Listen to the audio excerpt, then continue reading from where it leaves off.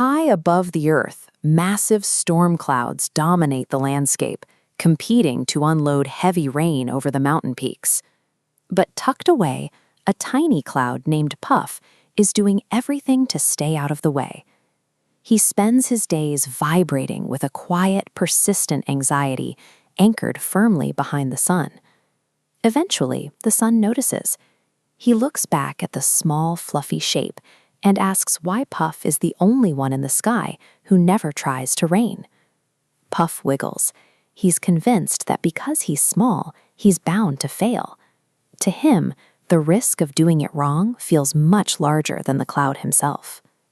Puff has all the moisture he needs to succeed, but he is stationary.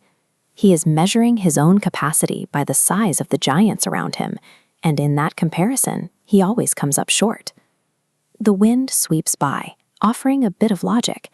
Everyone, even the largest storm, has to start small before they can try. But logic doesn't touch the fear. Puff ignores the wind and tucks himself even deeper into the sun's glow, refusing to move an inch. The sun stops trying to argue. Instead of offering more words, he gently prompts Puff to stop looking at the other clouds and to look down at the world below instead. When you're trapped in a loop of self-doubt, reassurance rarely works. Breaking that cycle requires something else, a reason to look past yourself and find something that needs you. Puff finally lets go of the sun's edge. He shifts his gaze away from the intimidating horizon and looks toward a tiny village on the ground. Down there, the situation is dire. He sees pink flowers drooping toward the cracked earth, their petals turning brittle in the heat. Across the village, the damage spreads. The grass has lost its color, turning a dull, thirsty brown. And then he sees her. A young girl is standing in the middle of the parched field, her face tilted directly toward the sky. She isn't looking for a massive storm. She's just looking for help. She whispers a plea, telling the clouds that her village simply needs rain. The vast, intimidating sky suddenly feels much further away. The noise of the other clouds fades out, replaced by the sight of the girl waiting for a drop of water that hasn't come yet. Puff feels a new sensation. His tiny heart begins to hammer, a rapid thump-thump that echoes through his fluffy frame. He tells the sun he wants to help, but the old habit is still there. He's still terrified that he simply isn't capable of it. The sun looks at him and asks the only question that matters. What if you can?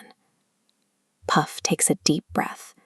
He closes his eyes and begins to stretch, expanding his boundaries and pushing against the edges of his own fear. The fear doesn't actually go away.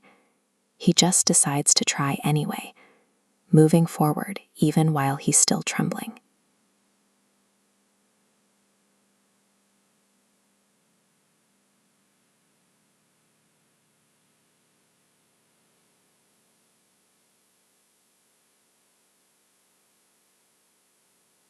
Sharp triumph.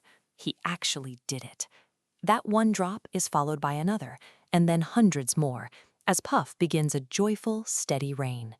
Below him, the world transforms. The girl spins in the grass as the flowers lift their heads, their colors returning as they drink. She looks up and shouts her thanks to the little cloud, her voice carrying all the way to the sun. Puff realized then that it didn't matter if he was smaller than the mountains. The value of what he did wasn't found in his size, but in the fact that he was exactly what the village needed, exactly when they needed it.